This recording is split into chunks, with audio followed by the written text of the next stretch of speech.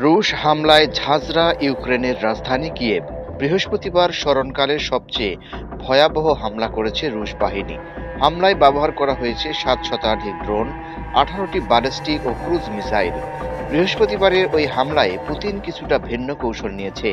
এদিন কিয়েভে বিভিন্ন অংশে একযোগে হামলা করা হয়। এতে রাজধানীর বিভিন্ন স্থানে অনেক ভবন ধসে গেছে। হামলায় মারা গেছে ২ ইউক্রেনীয় নাগরিক, আহত হয়েছেন ১ ডজনের বেশি মানুষ।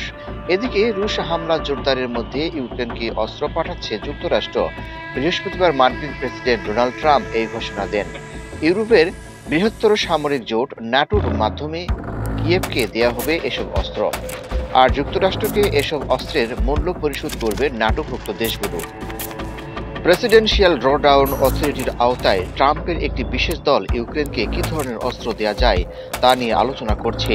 ধারণা করা হচ্ছে $৩০০ মিলিয়ন মূল্যের এসব অস্ত্রের মধ্যে থাকতে পারে প্যাট্রিয়ট মিসাইল ও মাঝারি পাল্লার রকেট। মার্কিন অস্ত্র সহায়তার পাশাপাশি এদিন ইউক্রেনকে বড় ধরনের আর্থিক সহায়তার ঘোষণা দিয়েছে ইউরোপের বিভিন্ন দেশ। রোমে একটি সম্মেলনে অংশগ্রহণকারী এসব দেশ কিয়েভকে $১২ বিলিয়ন আর্থিক সহায়তা দিবে, এমনটি জানিয়েছেন ইতালির প্রধানমন্ত্রী জর্জিয়া মেলোনি।